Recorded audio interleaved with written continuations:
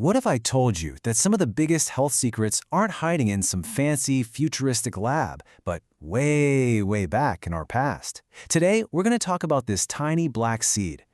This thing has been on a journey through millennia. With prophets, it's been buried with kings, and it was used by healers long before modern medicine was even a thing. So our journey really kicks off with this incredibly powerful statement.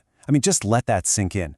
For over 1,400 years, this one quote has anchored the black seed, its scientific name is Nigella sativa, not just in some old folklore, but in a tradition of really deep respect.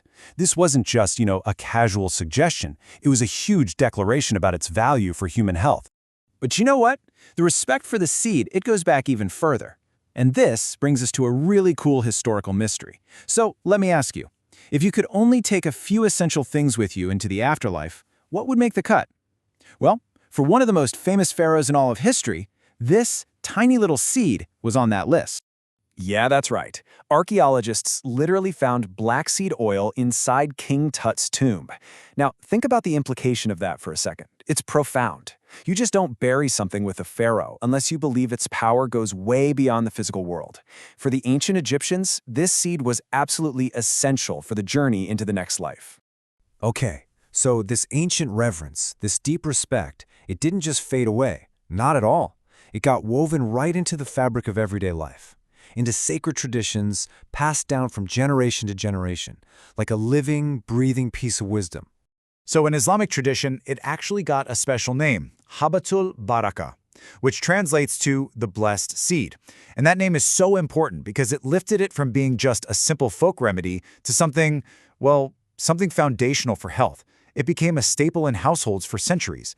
And it wasn't seen as some magic bullet, It was seen as a tool for keeping balance and staying resilient.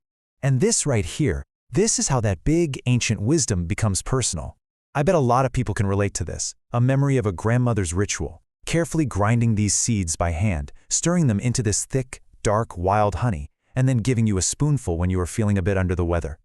See, this wasn't just medicine. It was a ritual. It was an act of care, a real, tangible link to this long line of ancestral knowledge. So, for thousands of years, the proof was just in the experience. It worked. But then what happens when this ancient wisdom walks into a modern laboratory? Well, this is where our story takes a really fascinating turn. Science starts to actually investigate these traditions that were passed down in kitchens for centuries. And what they found was a game changer. They found the key. They managed to isolate this really powerful bioactive compound. It's called thymoquinone. And this, right here, was the turning point. All of a sudden, science had a molecular target they could study. They had a way to start explaining the how and why behind all the folklore and those grandmother's remedies. And what they started to find is pretty incredible. Peer-reviewed studies began popping up exploring black seed oil's role in all of these areas. And what's so wild is that when you look at this list, it basically reads like a modern-day validation of all its historical uses. It's like science wasn't really discovering something new. It was just finally catching up to tradition. Okay, let's take a really clear example. For generations, people used black seed for things like coughs and wheezing, right? Respiratory stuff.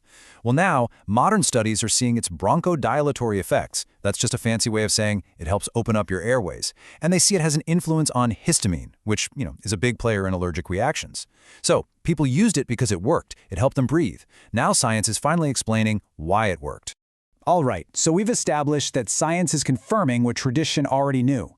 But the big question is, how? How does it really work? And the answers are showing us something way more sophisticated than just a simple cure-all. It seems to act less like a blunt instrument, like a hammer, and a lot more like an intelligent conductor leading the body's entire orchestra. And here's a really crucial point. We hear this term all the time, right? Boosting our immune system. But boosting can be like cranking up the volume on an orchestra that's already way too loud. An overactive immune system is actually the cause of a lot of problems, like allergies and autoimmune conditions. Black seed oil doesn't just boost, it seems to modulate the system. It acts like that conductor. It helps the whole system find its balance, calming it down when it's overactive and giving it a little support when it's weak. And this isn't just a metaphor. Researchers like Dr. Salem have pointed this out. They call its action immunomodulation, not stimulation. It seems to help the immune system just behave more intelligently. And that is incredibly rare. It's really the key to understanding why it's been used for such a huge range of conditions throughout history, because it supports the body's overall resilience. All right, let's switch gears a bit and talk about a huge issue in modern health: chronic inflammation.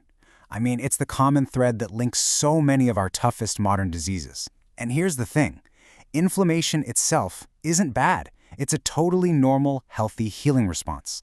The problem is when that response gets stuck in the on position and just never turns off. And this is where black seed oil comes back into the picture. Instead of just acting like a blunt force blocker that shuts down inflammation, studies suggest it helps regulate the whole process.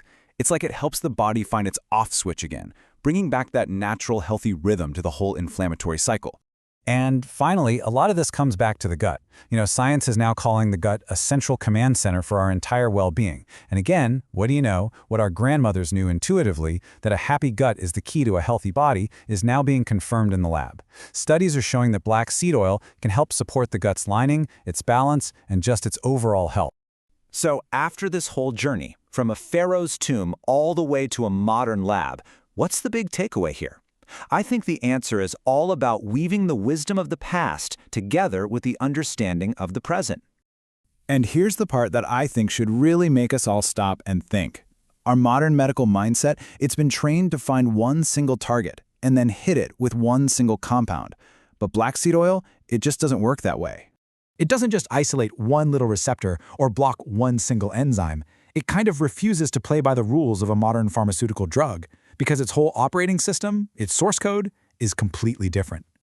It works the way nature works. It works through complex, interconnected networks. It supports the entire terrain of the body, instead of just targeting one isolated symptom. And that is why science keeps rediscovering its benefits in so many different areas of research. And that really leaves us with a final, powerful thought. All of this knowledge, it was never really lost or hidden, was it?